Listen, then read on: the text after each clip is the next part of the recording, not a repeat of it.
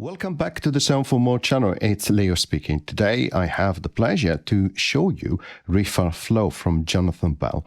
Before I continue, I would like to remind my viewers to subscribe as it helps with growing the channel. Additionally, if you would like to participate to the giveaway, please do follow the instruction contained in the video description. Thank you again. And before I continue, I would like to say also a big thank you to Jonathan to providing access to the app and also the codes for the giveaway. Thank you again. So what is Riffler Flow? Well, UV3, as you can see, we're inside the UM. We have an audio channel. We have a Riffler Flow here as an audio source. And it's this, a brother, if you like, app from Riffler, the original app which created riffs, so more for lead, heavy lead metal type of riffs. This one is actually a clean guitar generator, and therefore the name Riffler Flow. And it's used really to generate arpeggios, if you like. That is what it's really good at. What I'm going to do is to first give you a good demonstration of what you can do with Riffler Flow, and then I'm going to go into explaining the controls and give you an overview of how it works. So, okay, so here we are on the preset. Let's go to rock preset and let's select a melodic picking like so. You can see a tablature here and the 6 lines that represent the 6 strings of the core or a guitar. And then, of course, the numbers which represent the frets with 0, of course, open fret. So let's click play.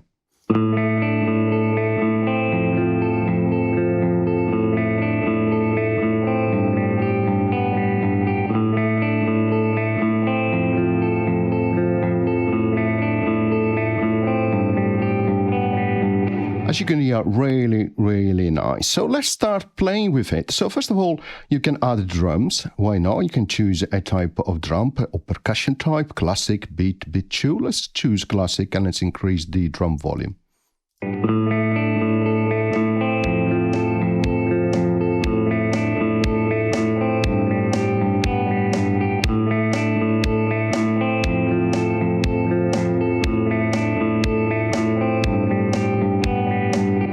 Really nice. Now let's see what else we can do. Let's click on the plus sign here. Let's add another audio channel. Let's click on the plus sign here and let's just search for something like a bass, king of bass. Why not? So let's connect the two like so. Okay.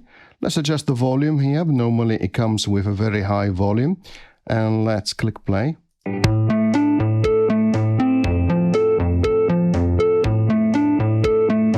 Now what's happening is that the riff here which is generated, the arpeggio here which is generated for the guitar is actually sent as a Midi out.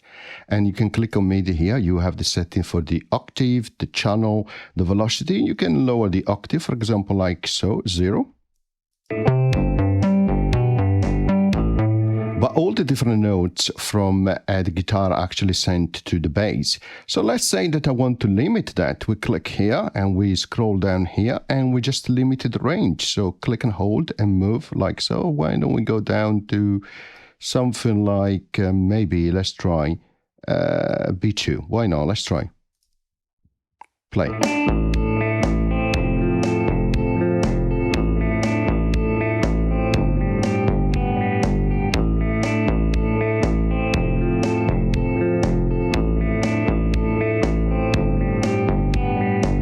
If you want to see the notes which are coming out, of course, you can click plus here, Midi. And if you have installed tonality, you have access to grunt stuff and you can bring it up here. And then, of course, you can link it to Riffler Flow like so. And then when it plays, you can see the notes. And even more, if I was to limit the range here, as I've done for King of Bass, and I was to say B2 here, like so, which is the same note range that I use for King of Bass, then you can see the notes that the bass is playing.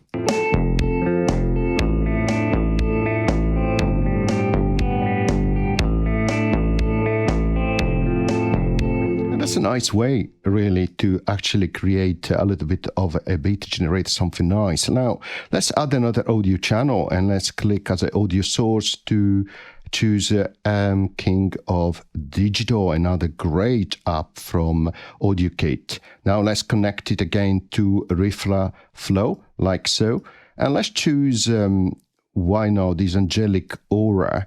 Let's decrease a little bit of volume and then let's adjust the range again until we find an optimal range.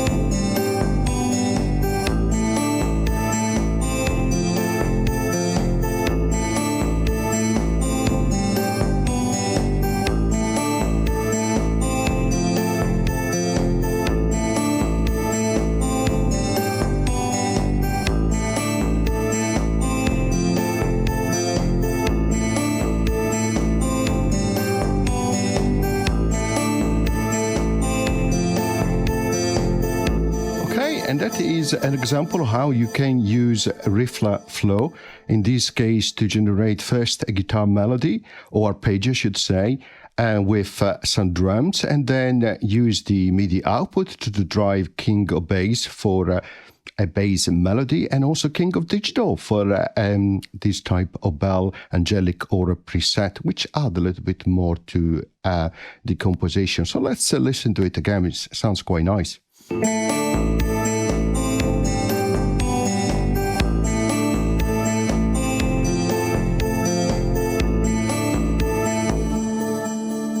Okay, perfect. Now let's solo Riffler Flow. Now let's open it up and let's go through an introduction, an overview of how it works. Well, if you are familiar already with Riffler, you will find it really easy to use a Riffler Flow because it's very much, very similar. So here you undo and redo. Here you can zoom out and zoom back in. Here you can randomize as well, which is great.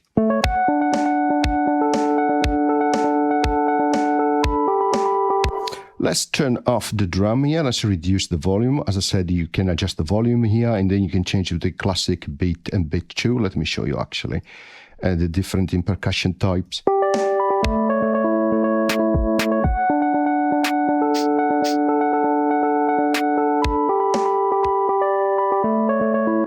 Okay, the first window here is the preset here, the first tab. Then you have categories here and then the different preset which you can choose. Like the one which we used for the demonstrations called the melodic picking, but of course you can choose different banks and then you can see you have a different preset you can choose from. You can save here, you can open, you can create a new riff clicking in here, like so.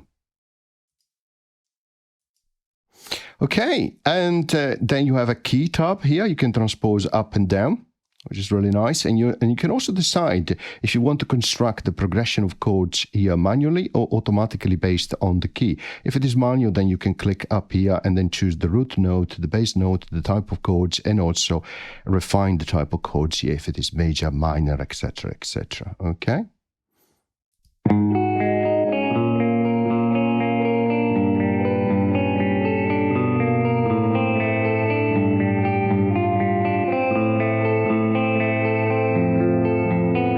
When you have the progression set to auto, you can change the character, the complexity of the chord, and also you can decide how quickly it moves from one chord to the other and therefore the changes. And in terms of character, you can, if you change it, you can see it goes from more a minor or darker to a more happier or major.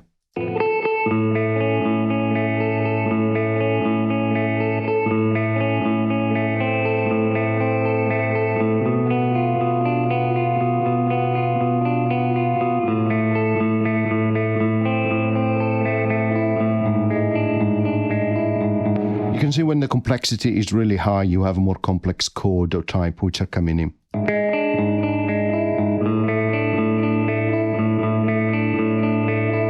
Next, you have access to the field tab. You can change the voicing in terms of related to the chord.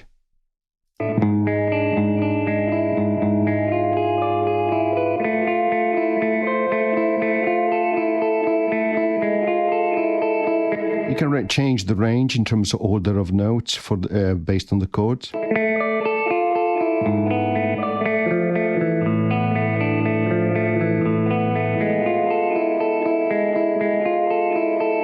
You can introduce more rhythm, accentuate more pauses and gaps, and accentuate also repetition.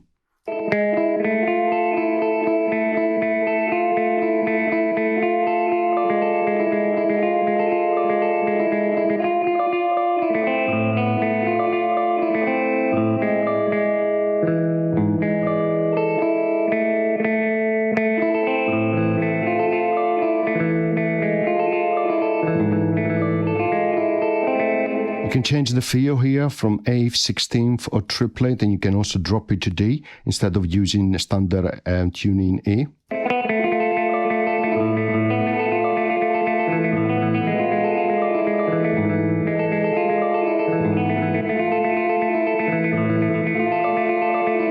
You have access to the tone tab here. You can change the type of guitar, warm, soft, grunge, etc. And then you can add some humanization in terms of arrows, makes it more human in terms of playing. You can add the delay and reverb effect and also adjust the overall volume.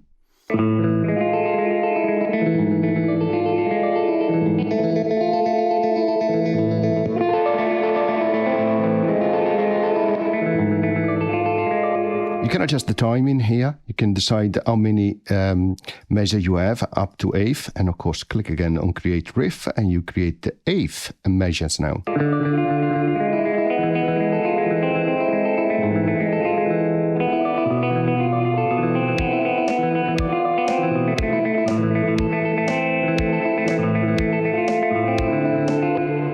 Finally, you can, as I showed you earlier, adjust the octave for the MIDI output, the channel used, and also the velocity, which is really useful if you find, for example, velocity too high or too low in terms of volume. And then this arrow here allows you to maximize the top part of the screen, which is really useful. You have access to a help here, which is really great, and then access to some of the settings here where you can activate auto scrolling, yes or no, to light up notes when you have playback, if to update the riff when there are any parameter changes, and then you can export the audio and the MIDI as well, really great. And then here you can activate if to use the host tempo or not. Of course, inside AUM makes sense to have that active. So that is Riffler Flow. I hope you enjoyed the demonstration and the quick tutorial and overview. And as always, see you next time. Bye.